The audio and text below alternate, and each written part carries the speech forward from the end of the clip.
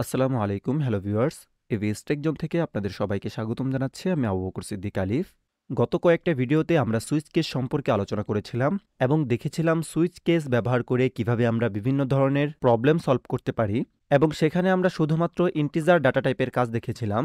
আজকের ক্লাসে আমরা ক্যারেক্টার টাইপ ডাটার ব্যবহার দেখব এবং একটা মিনি ক্যালকুলেটর তৈরি করব, যেটার মাধ্যমে আমরা ছোট আকারের সাধারণ হিসাবগুলো করতে পারি। তো চলুন আমরা চলে যাই আমাদের কোড ব্লকসে। তো আমরা চলে আসলাম আমাদের কোড ব্লকসে। আজকে যেহেতু আমরা ক্যারেক্টার ডাটা টাইপ নিয়ে কাজ করব এবং একটা মিনি ক্যালকুলেটর তৈরি করব, সেই জন্য আমি এখানে সর্বপ্রথম ইন্টিজার অথবা ফ্লোট যে কোনো একটা আপনারা নিতে পারেন। আমি ইন্টিজার টাইপের দুইটা ভেরিয়েবল নিয়ে নিচ্ছি, নাম 1 এবং নাম 2 নামক।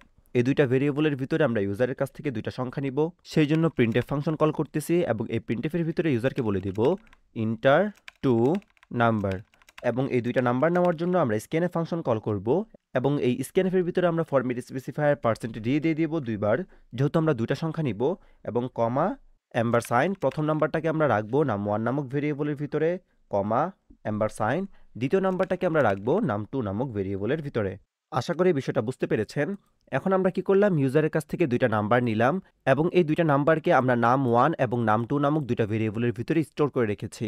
এখন আমরা আরেকটা প্রিন্টএফ ফাংশন কল করব এবং এই প্রিন্টএফের ভিতরে ইউজারকে বলে দিব ইন্টার অ্যান অপারেটর, এবং এখানে আমরা কয়েকটা অপারেটর দিয়ে দিচ্ছি, প্লাস, মাইনাস, ইনটু, ডিভাইডার।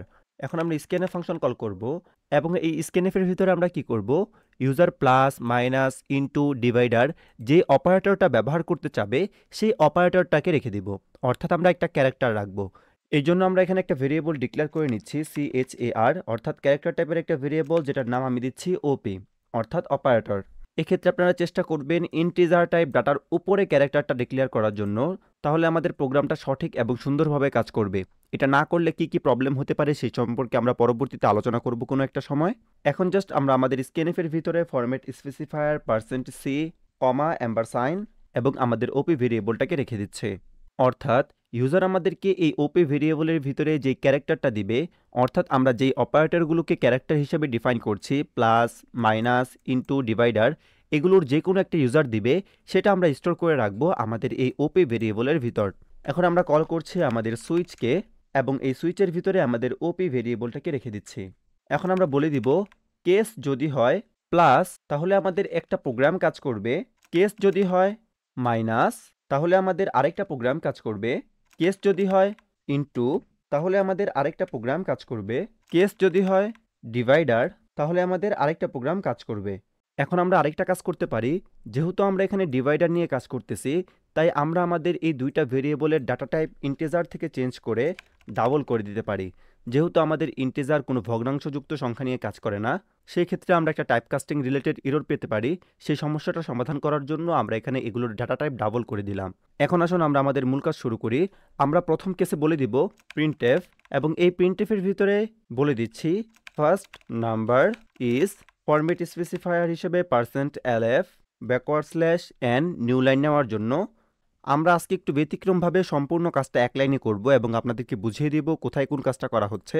তো স্কেপ সিকোয়েন্স \n, তারপর আমরা লিখে দিচ্ছি সেকেন্ড নাম্বার ইজ, তারপর আবার ফরম্যাট স্পেসিফায়ার %LF, আবার নতুন লাইনের জন্য স্কেপ সিকোয়েন্স \n, এবং তারপর লিখছি format specifier %LF plus format specifier %LF equal to, তারপর ডাবল কোটেশনের বাহিরে কমা দিয়ে প্রথমে আমরা আমাদের নাম 1 ভেরিয়েবলটাকে প্রিন্ট করছি, তারপর আবার কমা দিয়ে আমাদের নাম 2 ভেরিয়েবলটাকে প্রিন্ট করছি। এখানে আমরা কাজটা কি করছি সেই বিষয়টা আগে আপনাদের কাছে একটু এক্সপ্লেন করি, তাহলে আপনাদের বুঝতে সুবিধা হবে। আমি এখানে লিখেছি ফার্স্ট নাম্বার ইজ, তারপর দিয়েছি একটা ফরম্যাট স্পেসিফায়ার। আমাদের কম্পাইলার যখন এখানে একটা ফরম্যাট স্পেসিফায়ার পাবে, তখন সাথে সাথে সে এই ডাবল কোটেশনের বাইরে চলে যাবে এবং প্রথম যে ভেরিয়েবলটা আছে সেটার মান প্রিন্ট করবে। সেটার মান কোথায় প্রিন্ট করবে? আমাদের এই প্রথম ফরম্যাট স্পেসিফায়ারের জায়গায়। তারপর এটা এখানে প্রিন্ট করা শেষ হবে, তারপর সে আরেকটা নিউ লাইন নিবে এবং তারপর লিখবে সেকেন্ড নাম্বার ইজ, এবং তারপর যখন আরেকটা ফরম্যাট স্পেসিফায়ার পাবে তখন সে কি করবে, আমাদের এই ডাবল কোটেশনের বাইরে আসবে এবং দ্বিতীয় ভেরিয়েবলটা, যেহেতু আমাদের এই ফরম্যাট স্পেসিফায়ার হচ্ছে দ্বিতীয় নাম্বার ফরম্যাট স্পেসিফায়ার, তাই সে দ্বিতীয় ভেরিয়েবলটাকে কাউন্ট করবে। তাহলে আমরা বুঝতে পারলাম যে আমাদের এখানে দ্বিতীয় সংখ্যাটা প্রিন্ট হবে এবং তারপর আবার \n, অর্থাৎ আরেকটা নতুন লাইন আমরা নিব এবং তারপর format specifier plus format specifier, অর্থাৎ এখানে আমরা চাচ্ছি আমাদের প্রথম নাম্বার প্লাস দ্বিতীয় নাম্বার এই দুইটা প্রিন্ট হোক। সেজন্য আমি এখানে কমা দিয়ে লিখে দিচ্ছি num1, আবার কমা দিয়ে লিখে দিচ্ছি num2।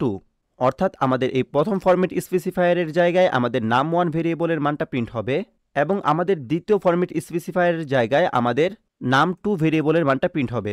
সরি, এখানে num2 হবে। এবং সর্বশেষ আমরা ইকুয়াল চিহ্নর পর কি করব, আমাদের ফলাফলটা প্রদর্শন করব। ফলাফল কি, num1 প্লাস num2। তো এখন আমরা রেজাল্ট নামক একটা ভেরিয়েবল নিয়ে নিই যেটার ভিতরে num1 এবং num2কে আমরা যোগ করব। আমরা লিখে দিচ্ছি result equal to num1 plus num2। এখন আমরা এই রেজাল্টটাকে ডিক্লেয়ার করে দিব। সেজন্য আমরা এই ডাবল টাইপ ভেরিয়েবলের ভিতরে আমাদের রেজাল্টটাকে ডিক্লেয়ার করে দিচ্ছি এবং সর্বশেষ আমাদের ইকুয়াল সাইনের পর যেন আমাদের রেজাল্টটা প্রিন্ট হয় সেই জন্য কমা দিয়ে আমাদের রেজাল্ট ভেরিয়েবলটাকে প্রিন্ট করে দিচ্ছি।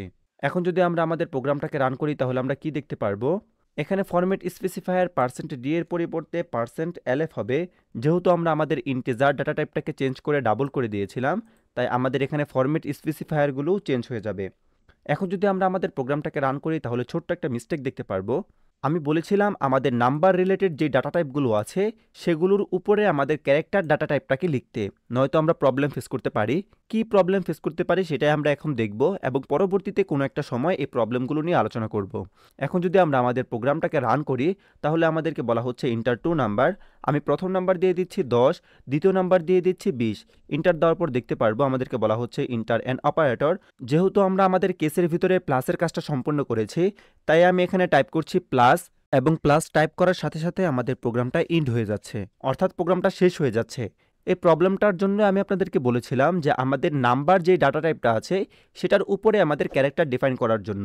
তো আমি এখান থেকে আমাদের এই প্রিন্টএফটা যেটার ভিতরে আমরা আমাদের ক্যারেক্টার নিয়ে কাজ করছি, এই প্রিন্টএফটাকে এখান থেকে কাট করে নিয়ে যে আমাদের নাম্বার রিলেটেড যে প্রিন্টএফ এবং স্ক্যানএফ আছে সেটার উপরে পেস্ট করে দিচ্ছি। এখন যদি আমরা আমাদের প্রোগ্রামটাকে রান করি তাহলে আমরা দেখতে পারবো আমাদেরকে প্রথমেই বলা হচ্ছে ইন্টার অ্যান অপারেটর, অর্থাৎ আমাদের এই ক্যারেক্টার টাইপ ডাটার জন্য যে কাজগুলো সেগুলো আমরা প্রথমেই করেছি এবং এই ক্যারেক্টারের জন্য যে স্ক্যানএফ ফাংশনটা সেটাকেও আমরা প্রথমে কল করেছি। আমরা যখন সুইচ নিয়ে কাজ করব তখন চেষ্টা করব এই ক্যারেক্টার ডাটা টাইপের যে কাজগুলো আছে সেগুলোকে উপরের দিকে রাখার জন্য। আমি এখন অপারেটর দিয়ে দিচ্ছি প্লাস, যেহেতু আমরা প্লাসের কাজটা করে রেখেছি। ইন্টার দিলাম, বলা হচ্ছে ইন্টার 2 নাম্বার। আমি প্রথম নাম্বার দিয়ে দিলাম 10, দ্বিতীয় নাম্বার দিয়ে দিচ্ছি 20।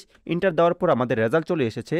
First number is 10, second number is 20 এবং পরবর্তীতে 10 প্লাস 20 ইকুয়াল টু আমাদের রেজাল্ট ভেরিয়েবলটাকে প্রিন্ট হওয়ার কথা ছিল, সেই ভেরিয়েবলটা এখানে প্রিন্ট হয় নাই। সেই ভেরিয়েবলটা প্রিন্ট না হওয়ার কারণ হচ্ছে আমরা আমাদের এই ইকুয়াল সাইনের পর আমাদের রেজাল্টকে প্রিন্ট করার জন্য যে ফরম্যাট স্পেসিফায়ারটা প্রয়োজন ছিল সেটা এখানে লিখি নাই। তো আমি এখানে ফরম্যাট স্পেসিফায়ার %lf দিয়ে দিলাম। এখন যদি আমরা আমাদের প্রোগ্রামটাকে রান করি এবং আগের মতনই প্রথমে প্লাস দেই এবং তারপর দুইটা সংখ্যা দিয়ে দেই। আমি প্রথম সংখ্যা দিয়ে দিচ্ছি 50, দ্বিতীয় সংখ্যা দিয়ে দিচ্ছি 20। ইন্টার দেওয়ার পর আমাদের first number is 50, second number is 20 এবং 15 প্লাস 20 ইকুয়াল টু 70, অর্থাৎ আমাদের প্রোগ্রামটা সঠিকভাবে কাজ করতেছে। এখন আপনারা যদি দশমিকের পর 1 ঘর বা 2 ঘর নিতে চান তাহলে কি করতে হবে সেটা আশা করি আপনারা সবাই জানেন, যে আমাদের ফরম্যাট স্পেসিফায়ারগুলোর পরে কমা দিয়ে আমরা লিখে দিব যে আমরা কত ঘর নিতে চাচ্ছি। তো আমরা এখানে এক লাইনে কিভাবে কাজটা করলাম সেই বিষয়টা আমি আপনাদের কাছে আরেকবার এক্সপ্লেন করি, কারণ আপনাদের অনেকেই হয়তো বা বিষয়টা বুঝবেন না। আমি এখানে প্রোগ্রামটাকে আবার রান করতেছি এবং প্লাস দেওয়ার পর দুইটা নাম্বার দিয়ে দিচ্ছি। আমি প্রথম নাম্বার দিয়ে দিলাম 100, দ্বিতীয় নাম্বার দিয়ে দিচ্ছি 200। ইন্টার দেওয়ার পর এখানে কাজটা কি হচ্ছে সেটা আপনাদের কাছে এক্সপ্লেন করি।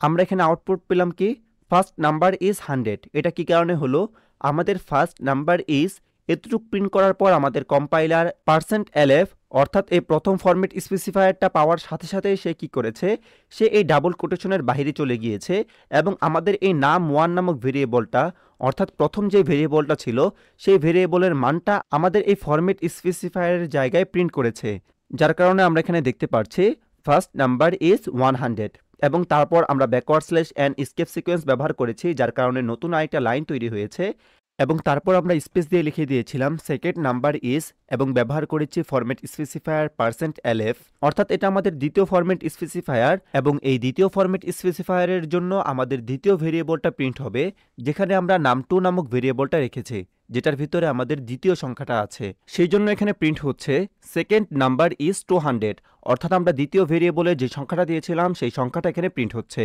তারপর আমরা কি করলাম, আমরা নতুন আরেকটা লাইন নিলাম \n দিয়ে এবং তারপর লিখলাম ফরম্যাট স্পেসিফায়ার %lf। এই ফরম্যাট স্পেসিফায়ার %lfটা হচ্ছে আমাদের 3 নাম্বার ফরম্যাট স্পেসিফায়ার, যার কারণে আমরা আমাদের 3 নাম্বার ভেরিয়েবলের ভিতরে নাম 1 লিখেছিলাম, সেই নাম 1টা এখানে প্রিন্ট হচ্ছে 100 এবং তারপর প্লাস চিহ্ন, এখানে প্লাস চিহ্ন প্রিন্ট হয়েছে। তারপর আবার ফরম্যাট স্পেসিফায়ার, এই ফরম্যাট স্পেসিফায়ারটা হচ্ছে 4 নাম্বার ফরম্যাট স্পেসিফায়ার এবং এই ফরম্যাট স্পেসিফায়ারটা আউটপুট করবে কি আমাদের 4 নাম্বার ভেরিয়েবলটা, যেখানে আমরা নাম2 নামক ভেরিয়েবলটা অর্থাৎ আমাদের দ্বিতীয় সংখ্যাটাকে রেখেছি, তাই এখানে প্লাসের পরে আমাদের 200 অর্থাৎ দ্বিতীয় নাম্বারটা প্রিন্ট হচ্ছে এবং ইকুয়াল দেওয়ার পর আমরা %lf দিলাম। এই %lfটা কি করবে আমাদের রেজাল্টটাকে প্রিন্ট করবে। এই রেজাল্টের ভিতরে আমরা কি করেছি নাম 1 প্লাস নাম 2কে যোগ করেছি এবং এই যোগফলটা এখানে প্রিন্ট হচ্ছে 100 প্লাস 200 ইকুয়াল টু 300। আশা করি বিষয়টা বুঝতে পেরেছেন। এখন আমরা একে একে আমাদের বাকি প্রোগ্রামগুলো করে নিব। সেজন্য আমরা এখান থেকে এটাকে কপি করে নিচ্ছি এবং এটাকে এখান থেকে কপি করে নিয়ে যে আমাদের মাইনাসের জন্য যে প্রোগ্রামটা আছে সেই প্রোগ্রামে পেস্ট করে দিচ্ছি এবং এখানে লিখে দিচ্ছি নাম 1 মাইনাস নাম 2 এবং এই ক্ষেত্রে আমাদের এখানে চিহ্নটা পরিবর্তন হয়ে মাইনাস হয়ে যাবে এবং বাকি সব কিছু সেম থাকবে। এখন যদি আমরা আমাদের প্রোগ্রামটাকে রান করি এবং মাইনাস চিহ্নর জন্য প্রোগ্রাম চাই, আমি দিয়ে দিলাম মাইনাস, আমাদেরকে বলা হচ্ছে 2টা নাম্বার দেওয়ার জন্য। আমি প্রথম নাম্বার দিয়ে দিলাম 100, দ্বিতীয় নাম্বার দিয়ে দিচ্ছি 50। ইন্টার দেওয়ার পর বলা হচ্ছে first number is 100, second number is 15 এবং 100 থেকে 50 বিয়োগ করার পর রেজাল্ট আসতেছে 50। আশা করি বিষয়টা বুঝতে পেরেছেন। একইভাবে আমরা আমাদের কেস 3 এর জন্য কাজ করব। আমি এখানেও আমাদের কপি করা কোডটুকিকে পেস্ট করে দিচ্ছি এবং প্লাসের পরিবর্তে লিখে দিচ্ছি ইনটু, এখানে চিহ্ন পরিবর্তন করে লিখে দিচ্ছি ইনটু, বাকি সকল কিছুই সেম থাকবে। একইভাবে আমাদের 4 নাম্বার কেসের ক্ষেত্রেও আমরা আমাদের এই কোডটাকে এখানে পেস্ট করে দিচ্ছি এবং এখানে লিখে দিচ্ছি ডিভাইডার এবং এখানেও চিহ্ন পরিবর্তন করে লিখে দিচ্ছি ডিভাইডার। এবং আমরা চাচ্ছি আমাদের এক একটা কেসের কাজ সম্পন্ন হওয়ার পর যেন নতুনভাবে আরেকটা কেসের ভিতরে আমাদের প্রোগ্রামটা না ঢুকে যায়, সেজন্য আমরা প্রত্যেকটা কেসের শেষে একটা একটা করে ব্রেক দিয়ে দিব।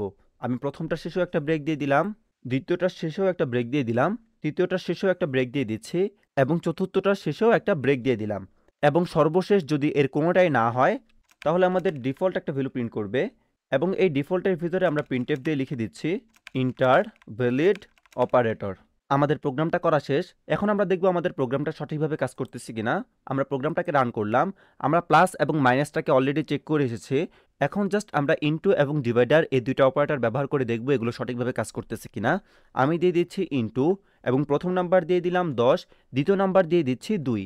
ইন্টার দেওয়ার পর first number is 10, second number is 2, first number into second number equal to 20। অর্থাৎ আমাদের প্রোগ্রামটা সঠিকভাবে কাজ করতেছে। আমি প্রোগ্রামটাকে আবার রান করলাম এবং ডিভাইডার নিয়ে কাজ করব, সেজন্য দিয়ে দিলাম ডিভাইডার। ফার্স্ট নাম্বার দিয়ে দিচ্ছি 45, সেকেন্ড নাম্বার দিয়ে দিচ্ছি 5। ইন্টার দেওয়ার পর first number is 45, second number is 5 এবং 45 ডিভাইডেড 5 ইকুয়াল টু 9। প্রোগ্রামটা সঠিকভাবে কাজ করতেছে। এখন ভগ্নাংশযুক্ত একটা সংখ্যা দিয়ে ডিভাইডারটাকে আরেকবার চেক করি, সেজন্য প্রোগ্রামটাকে আরেকবার রান করলাম এবং ডিভাইডার দিয়ে দিচ্ছি এবং একটা সংখ্যা দিয়ে দিলাম 10 এবং দ্বিতীয় সংখ্যাটা দিয়ে দিলাম 3।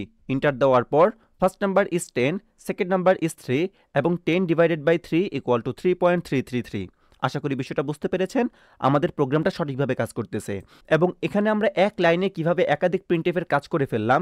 যেমন আমাদের প্রথমে একটা প্রিন্টএফ লেখা লাগতো, সেটার ভিতরে লেখা লাগতো ফার্স্ট নাম্বার ইজ, তারপর আবার সেকেন্ড নাম্বারের জন্য আরেকটা প্রিন্টএফ লেখা লাগতো এবং তারপর আমাদের প্রথম নাম্বার প্লাস দ্বিতীয় নাম্বার বা প্রথম নাম্বার মাইনাস দ্বিতীয় নাম্বার সেটাকে দেখার জন্য আরেকটা প্রিন্টএফ লাগতো এবং অ্যাট লাস্ট আমাদের রেজাল্টটাকে প্রিন্ট করার জন্য আরেকটা প্রিন্টএফ লাগতো। এই সকল কাজকে আমরা কিভাবে একটা প্রিন্টএফের সাহায্যে করে ফেলতে পারি সেই বিষয়টাও আজকে আমরা বুঝে গেলাম। যদি আপনাদের কারো কাছে এই বিষয়টা নিয়ে কোনো ধরনের কনফিউশন থাকে বা বুঝতে সমস্যা হয়, তাহলে আমি বলবো আপনি নিজে একবার প্র্যাকটিস করবেন এবং আপনাদের প্রিন্টএফের বিভিন্ন জায়গায় ফরম্যাট স্পেসিফায়ার ব্যবহার করে দেখবেন ফরম্যাট স্পেসিফায়ারগুলো কিভাবে আউটপুট প্রদর্শন করতেছে এবং কোনটা কোন জায়গায় ব্যবহার করার কারণে কোন ভেরিয়েবলটাকে সে আউটপুট প্রদর্শন করছে। তাহলেই দেখবেন বিষয়গুলো আপনাদের কাছে একদম পরিষ্কার হয়ে যাচ্ছে। আমি এখানে ক্যারেক্টার নিয়ে যে প্রোগ্রামটা করেছি সেই সেম প্রোগ্রামটাই আপনারা ট্রাই করবেন বাসায়।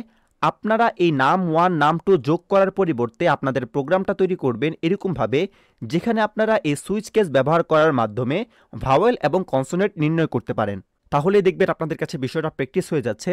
আপনারা সুইচ কেস ব্যবহার করার মাধ্যমে ভাওয়েল এবং কনসোনেন্ট নির্ণয় করবেন। এটা থাকবে আপনাদের হোমওয়ার্ক। এটা ট্রাই করলেই দেখবেন আপনাদের কাছে সুইচ কেসে আমরা কিভাবে ক্যারেক্টার ব্যবহার করতে পারি সেই ধারণাটা একদম পরিষ্কার হয়ে যাবে। ডিয়ার ভিউয়ার্স, আজকের ক্লাসটা এই পর্যন্তই ছিল। সকলকে নেক্সট ক্লাস দেখার আমন্ত্রণ জানিয়ে আজকে এখানেই শেষ করছি। আল্লাহ হাফেজ।